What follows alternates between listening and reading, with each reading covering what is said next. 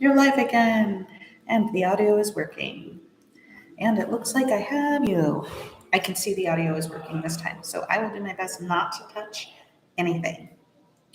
How do you see me? Do. Say hello.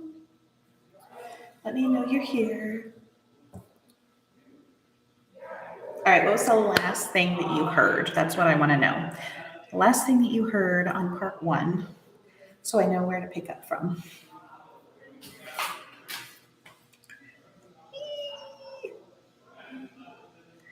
And this is where I do a wait while you type something. Oh, yeah, we are back again. And I see you leave and come back. Huzzah, hello. Please tell me what was the last thing that you heard me say?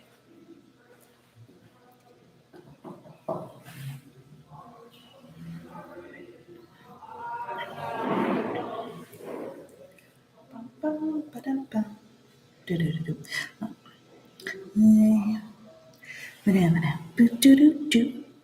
Yeah, I was telling the story of William Wilson, Poe's short story, and I was just telling the plot of the story.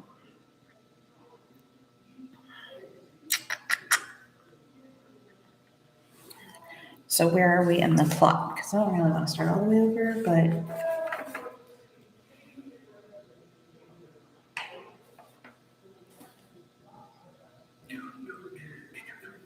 minute. Do.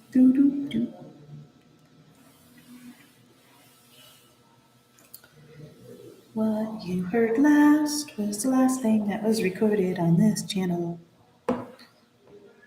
And then me singing Manamana.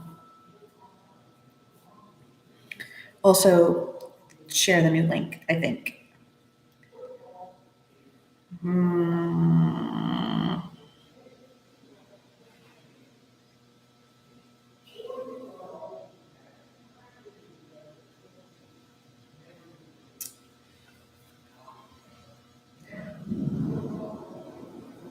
Oh, you can actually see the last stream? We met William Wilson too. Was William Wilson too? Don't know anything about him. Okay, so I get to tell you all about William Wilson too. Also, it looks like the sun is going down, so I'm gonna get up and flip a light switch. So I'll be right back.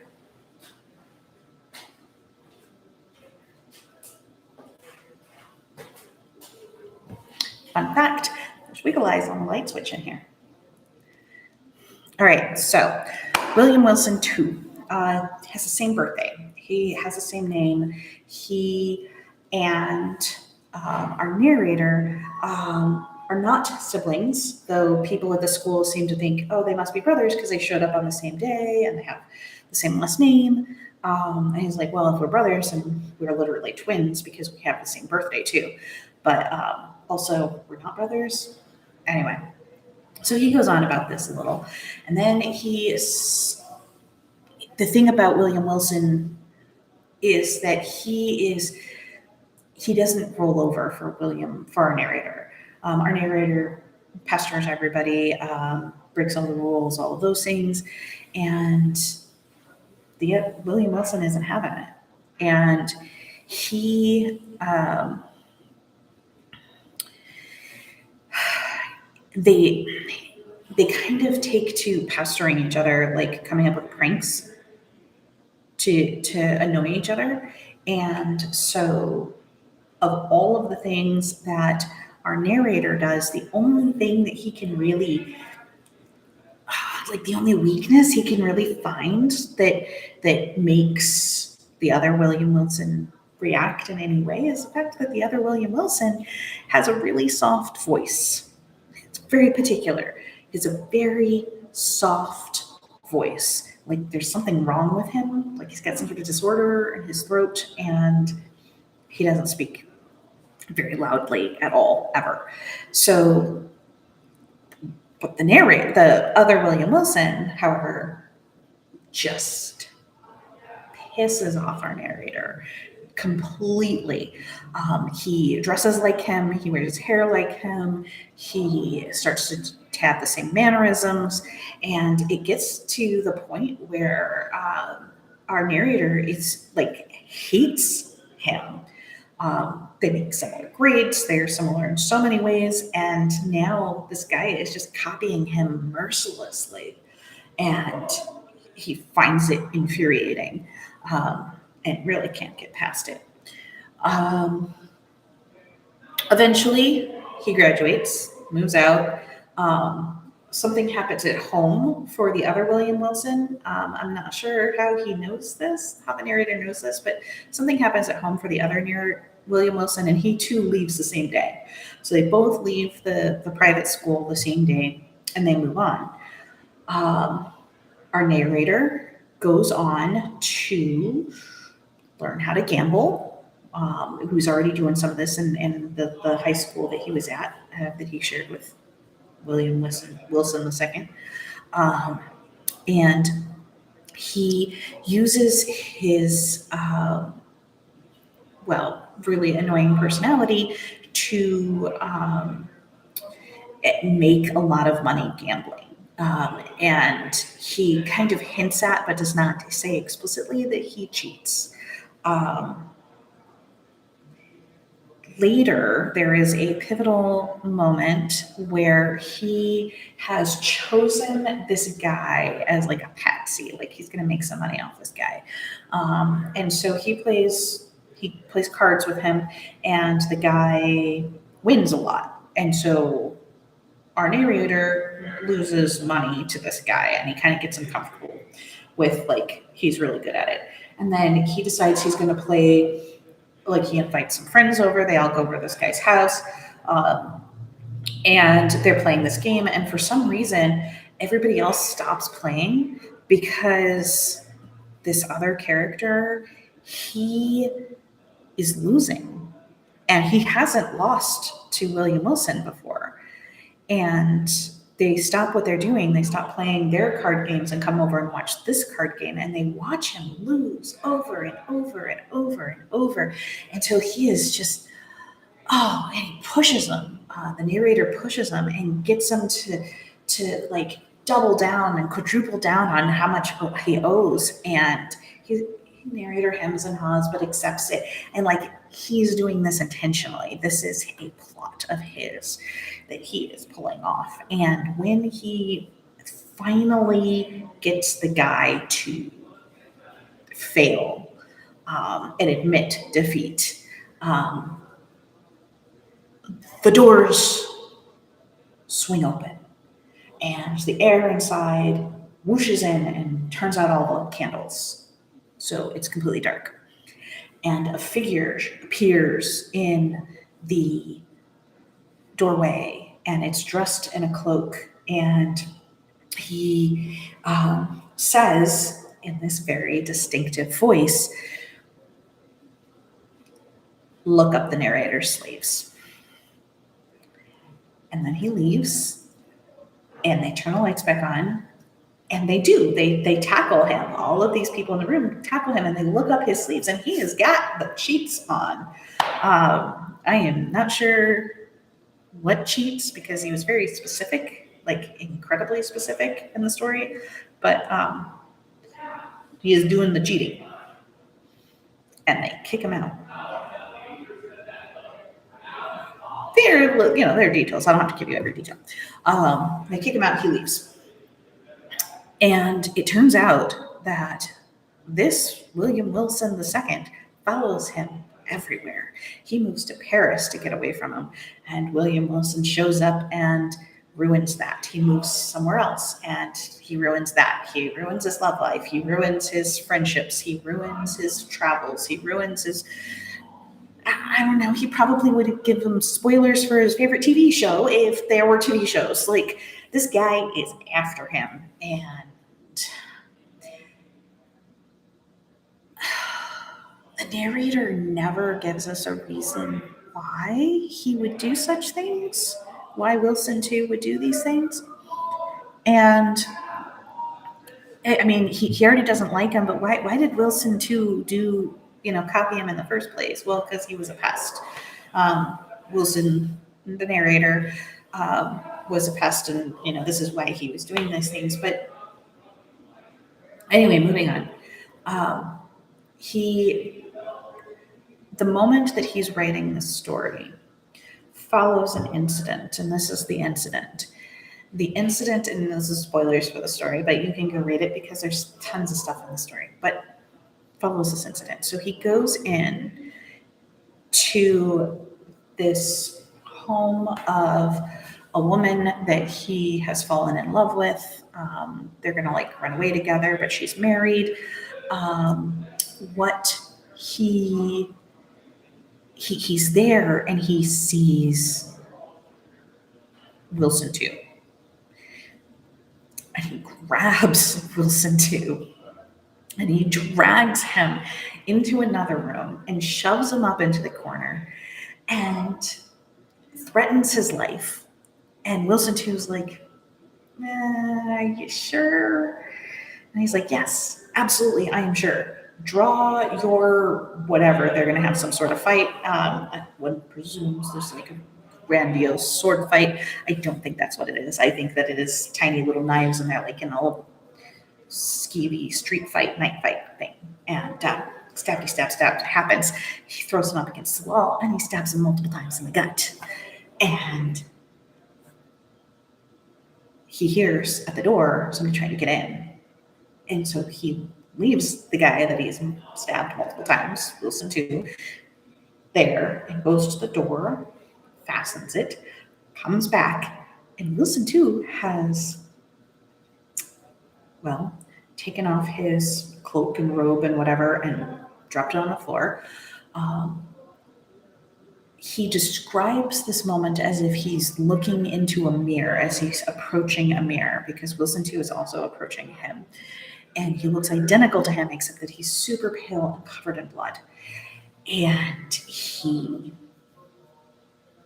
says at the end something to the effect of, you killed me, but you're coming with me. And there we are. We circle back to the beginning of the story where he says, this is who I am, and this is why I'm writing this, because I'm gonna die.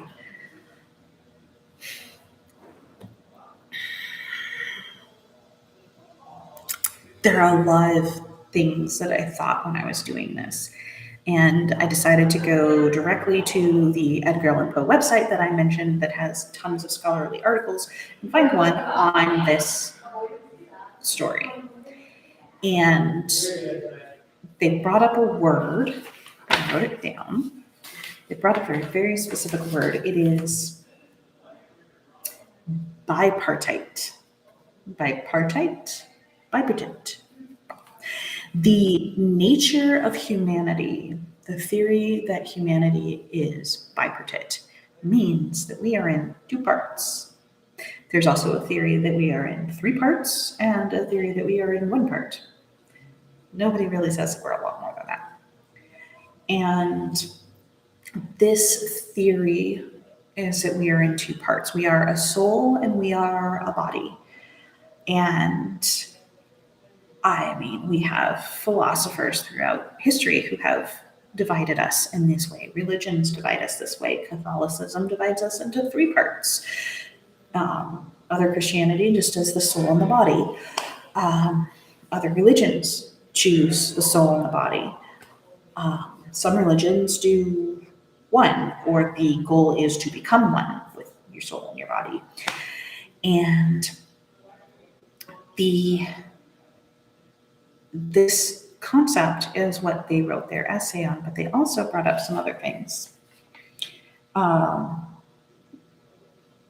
which I'll circle back to because I want to talk about some other stuff instead.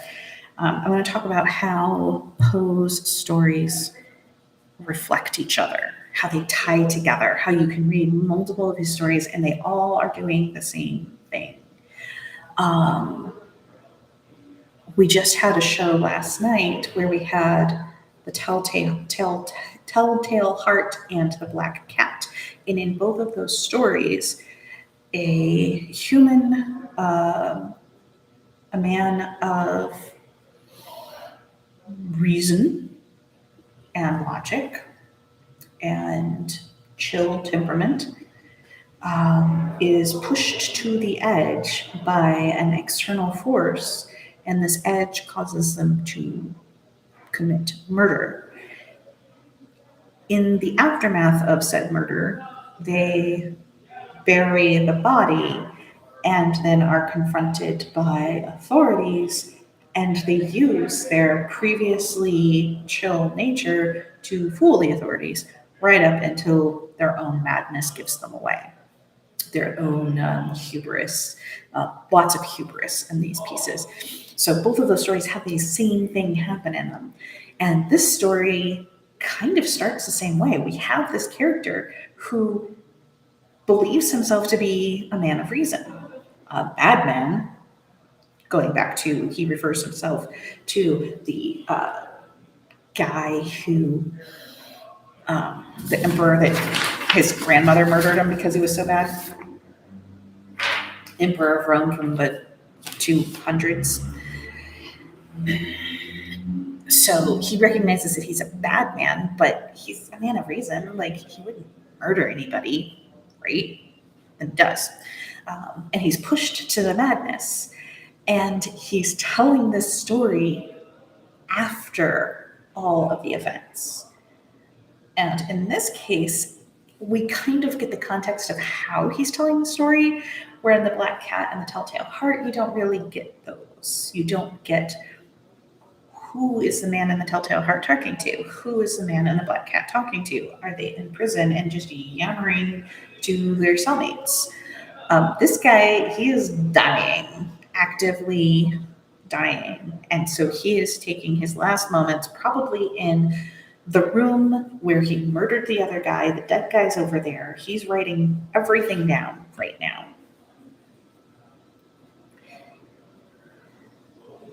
We have that's kind of fresh.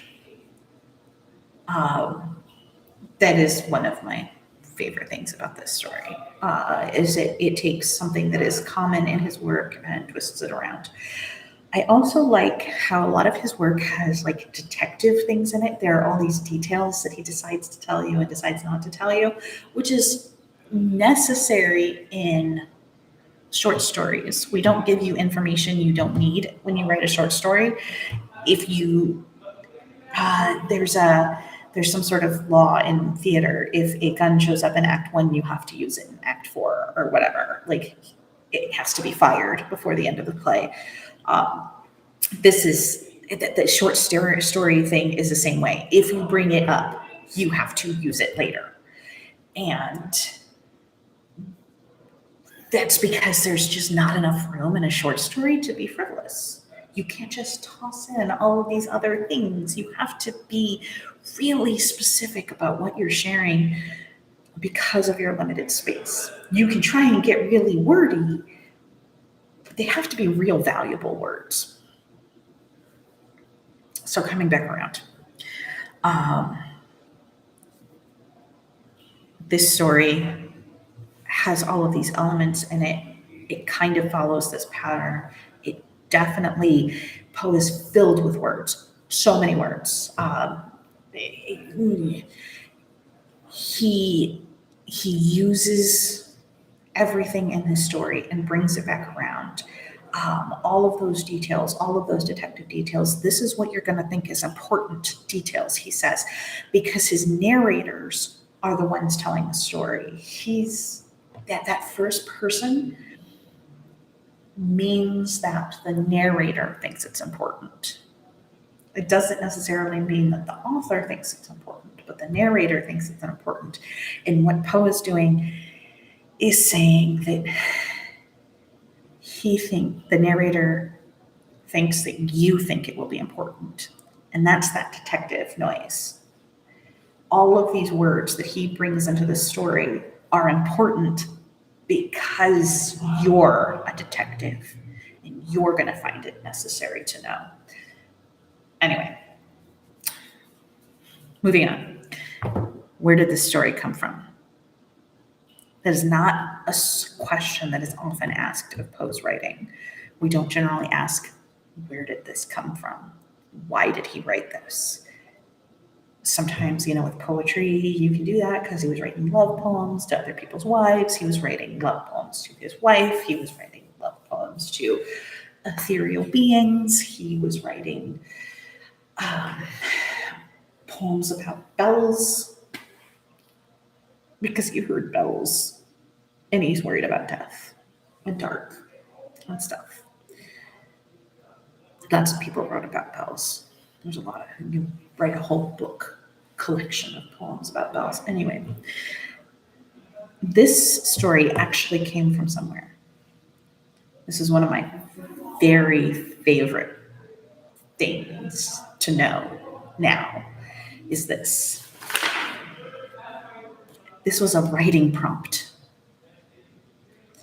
Poe was taking a writing prompt and then wrote a story about it. So I'm going to take some time and read to you the writing prompt.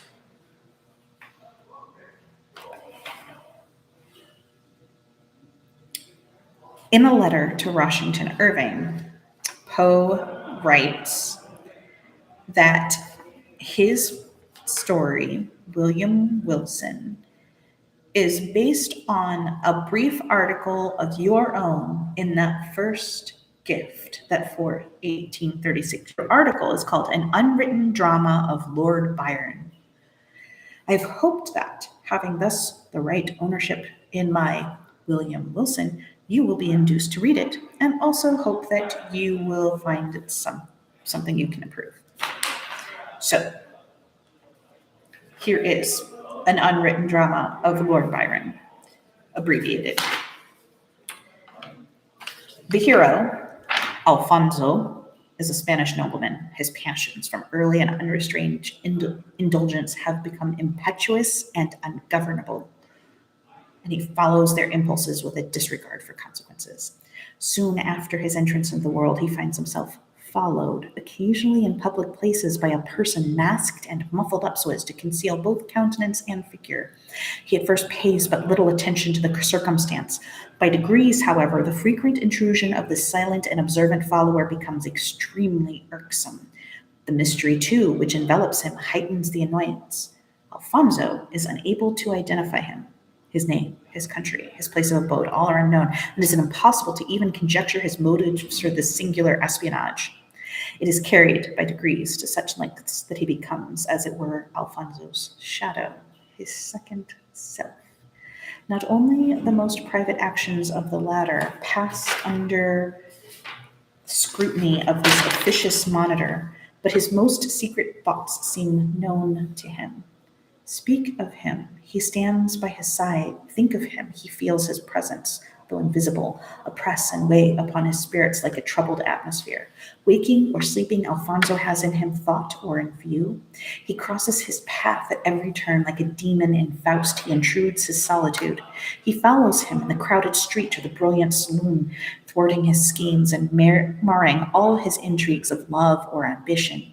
In the giddy mazes of the dance in which Alfonso is addressing his fair partner with the honeyed words of seduction, he sees the stranger pass like a shadow before him. A voice, like the voice of his own soul, whispers in his ear. The words of seduction die from his lips. He no longer hears the music of the dance. The hero of the drama becomes the abstracted and gloomy. Youth, health, wealth, power, all that promised to give a zest to life have lost their charm. The sweetest cup of pleasure becomes poison to him. Existence is a burden. To add to his despair, he doubts the fidelity of the fair but frail object of his affection and suspects the unknown to have supplanted him in her thoughts. Alfonso now thirsts only for vengeance, but the mysterious stranger eludes his pursuit, and his emissaries in vain endeavor to discover his retreat. At length, he succeeds in tracing him to the house of his mistress and attacks him with the fury of frantic jealousy, taxes him with his wrongs, and demands satisfaction. That's in italics. They fight. His rival scarcely defends himself. At first thrust, he receives the sword of Alfonso in his bosom, and in falling exclaims, "Are you satisfied?" The mask and mantle of the unknown drop off, and Alfonso discovers his own image, the specter of himself. He dies of horror. The specter is an allegorical being, the personification of conscience or the passions. The foregoing sketch of the plot may hereafter suggest a rich theme to a poet or dramatist of the Byron school. So here we have Washington Irving writing a prompt. Go, he says. Here's the story. Write it. And Poe does.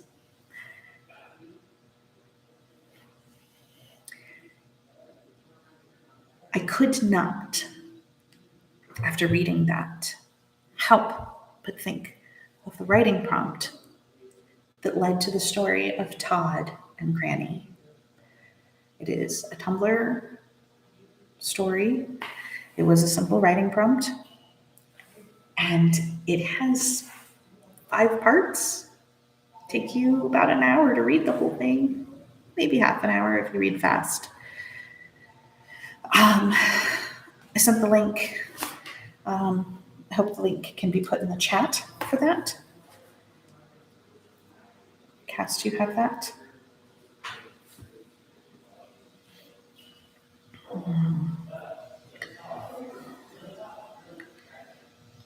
I'll get it in the comments, and if I can figure out how to pin a comment, I'll do that. But Todd and Granny, the story of Todd and Granny, the prompt is simple. An old lady accidentally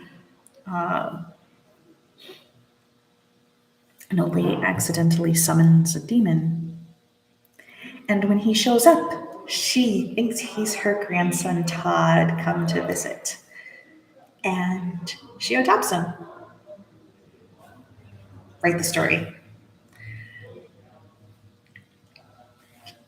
It goes on. It's fantastic. It's wonderful. It's beautiful. It's touching. It's heartwarming. And it reminds me, it's like the best thing with people in the world. Here's a writing prompt. Here's my story based on that writing prompt. Even Poe did it. We've been doing it forever. I like writing prompts. I don't usually write them. I like to read what other people write on them. But yeah, that's where this story came from. It was a Washington Irving original, but just the idea. Poe went and turned it into this whole story. And it feels so Poe. The whole story. Poe, last year's podcast for this, I talked a lot about how Poe collects words. Poe uses so many words in his story. All of these words you have to look up. Words that he consistently misspells. I don't know if he misspells them on purpose. I know that spelling wasn't like that big of a deal at the time. It was. We had Webster with the dictionary and those sorts of things. It was very American to misspell words intentionally. But those are those things. I don't know. I've gotten to the end of my rant. Do you have, not rant, but like exploration on this particular topic? If you would like to get a zine, it's $3. Sports Poe Project. We can send you a digital version if you don't live here and can't get one from my greasy little hands. And in it is a William Wilson crossword, which is what started me on this whole thing. That and the fact that I'm just ignorant and I don't know anything about Poe. At least I think I don't. I think I do, but then I don't. I do something like a zine and suddenly I find out how dumb I really am. The scene of the fateful confrontation, 4 letters. Narrator's given name, 7 letters. Yeah, the Todd and Granny, if you can put the link in. The formative years of the protagonist reflected on at the start, 9 letters. School, where rivalry continued, 4 letters. That's very specific. Victim of cheating, 11 letters. Master of Macabre's surname. Hello. Reveals chilling truth, 6 letters. Oh, Master of Macabre's surname is 3 letters. It's probably Poe. That one's probably really easy. Dishonest practice, uncovered, 8 letters. Who the protagonist kills, 6 letters. Haunting recollections of past deeds, 8 letters. Setting of revelry and disgrace, 6 letters. Atmosphere of eerie darkness to describe the buildings and story, 6 letters. Gothic setting of early conflicts, How many letters? 10, but I don't know if that's part of the story or not. Tools of deceit and gambling, 5 letters. Oh, that's going to be the stuff that goes up as cards, unless cards were the answer. Mysterious twin light figure, 12 letters. Festive celebration for a showdown, 8 letters. Tragic outcome of rivalry, 6 letters. I'm going to guess it was D-A-T-A. That's not F. No, it's not stabbing. Murder. Murder? Murder.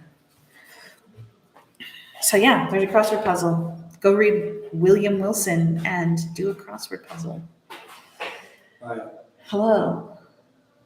I just went on a very long rabbit hole about a story I didn't even know existed.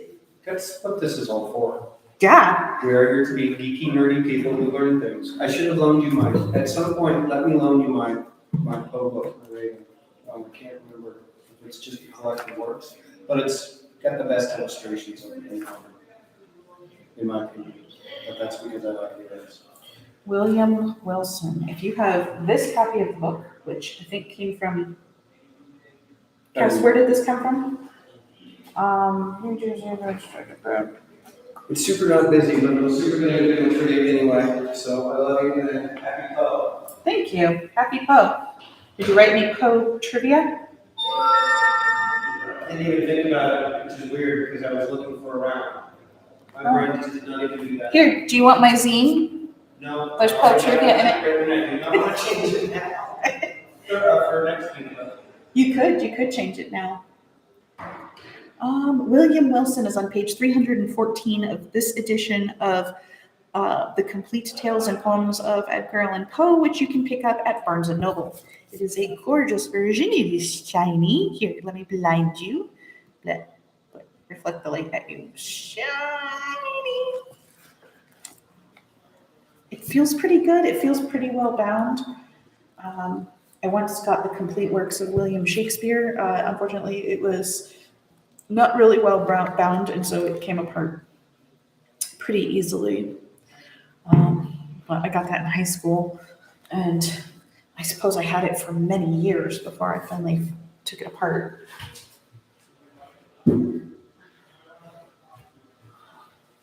Because it was falling apart. But yeah, lovely book. Page 314, William Wilson. You can also find it online. I don't know, I used a variety of websites. I don't think I wrote any of them down. A lot of Wikipedia because fun. Gosh, I still can't get over that one dude's page where the language is just weird. It's not modern English. And what's really fascinating is it never occurred to me that with the length of time that Wikipedia can exist, that the language itself could evolve so that articles that were written at the beginning of Wikipedia no longer sound like they're in English. Poe wasn't that long ago. He died in 1849. That's 150 years. 175 years ago. 176. In 176 years, will there still be a Wikipedia? And will the language seem weird? How often would you have to update a page for the language to stay modern and relevant as time progresses? I mean, Poe is rough. Listening to the stories as they're read at the variety show, Sometimes I don't know what those words mean, and I know a lot of words, but sometimes hearing them out loud doesn't make any sense. Again, he's a collector of words. He has a ton of words that nobody's ever heard of, and they didn't hear from 1800s, and they haven't heard of them today. Fun fact, William Wilson has Edgar Allan Poe's birthday, and they both went to the same school. I thought that was fun and interesting. Um, in 5 minutes, there will be trivia at Gemini, and it will become loud, and we will be unable to share with you.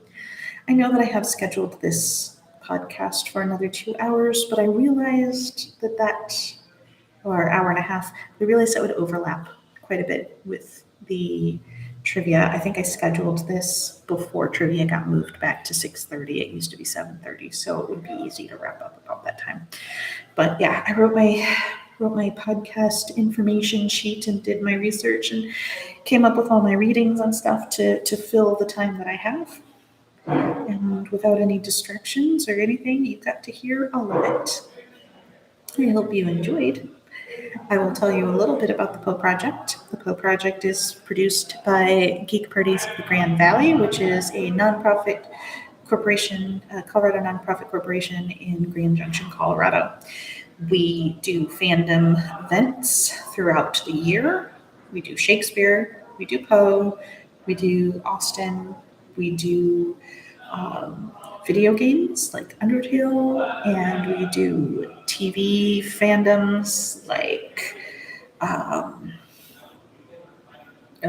Game of Thrones we've done, and we haven't done any Star Wars or Star Trek, which we probably should because they've got pretty big fandoms. But I mean, we kind of do most of the smaller stuff. We've done a Firefly party for those the remaining 3 nerds for that like Firefly. We've done parties for fans of Lego, and parties for fans of caroling, parties for fans of lots of parties for fans of theater. Our theater is pretty robust these days. But you can find out more about us from tinyurl.com/geek parties, and that's geek. We're geeks, like nerds, not Greeks, like togas. I didn't realize that was going to be such a difficult thing to share about the word geek when we came up with geek parties. One of our first geek parties was an Edgar Allan Poe dinner. We sat around by candlelight and talked about Edgar Allan Poe and had dinner. It was lovely. I would love to do that again. Our Poe events this year are as follows. Tomorrow, which is Friday, is First Friday. So you can come down to Main Street and there will be a collection of people reading Edgar Allan Poe stories, poems, etc. And they will just Poe at you. They will just be wandering around Main Street and Poe on the street. Theater, art, performance, whatever they want to do. If you want to participate, you can just grab your favorite Poe book and show up and read. Saturday, the Downtown Art Festival is happening in Grand Junction. It happens every year, the first weekend of October. And in this event, we have a booth. We will have typewriters set up, and you can write your own poem on a typewriter. Typewriters weren't really big in Poe's time.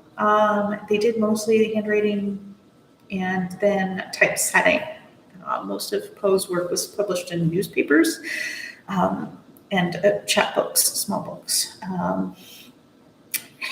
So there's some typewriters and you can type some stuff up. It'll be fun and talk to our people. We'll have a coffin full of books that are free that you can take. And then Saturday night, we'll be at the KAFM radio room where we will have a variety show and you can listen to Poe's language.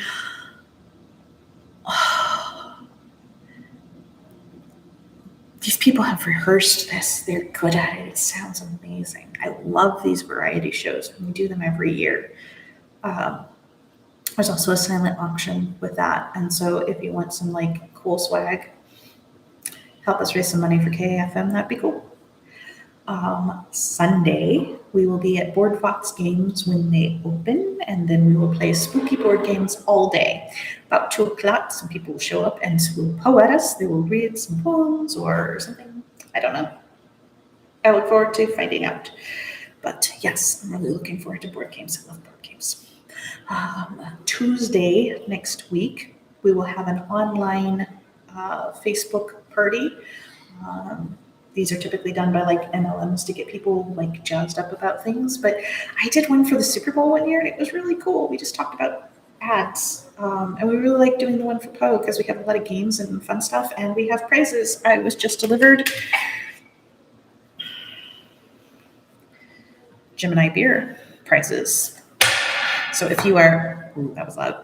If you are interested in coming to that online party, you do not even have to be around here. I mean, some of our prizes are pretty local though, so I'll try and get some more global stuff that we can tack on and deliver you a gift card or something if you win. All right, so that's Tuesday next week. Friday next week, we will have the Brides of Poe bar crawl. Brides of Poe bar crawl. Dress in wedding attire. If you are in the wedding party, as opposed to choosing to wear a white dress, a wedding dress, then you can choose a red. Our wedding party color this year is red. And then Saturday, we will have a ghost tour. Dress up however you wish, and let's go down on Main Street and learn about some ghosts here in Grand Junction. And those are our events. Oh, there are 2 performances of Poe's Poisoned Pen that will be happening at the Museum of the West. That will be October 25th and November 1st. And that is put on by the Grand Valley History Players. And then you might have some other stuff that's still a secret. Because stuff keeps happening, and October is a really long month, and we can do a lot of stuff in it. So please enjoy the Poe Project and all of its different pieces. And if you're watching this next year, I have some ideas, and I hope that they're happening next year. I'm really excited about it. But don't tell. Just show up next year. Find out. Next year is 2026. It should be a good time. All right. Happy Poe. I'm going to end stream. And I want you all to have a lovely... What day is today? Thursday. A lovely Thursday. Have a lovely Thursday. And if you're watching this on a day other than Thursday, I hope those days are good too. But I hope your Thursday, whichever Thursday you watch this, is exceptional. Especially this one. Have a good night.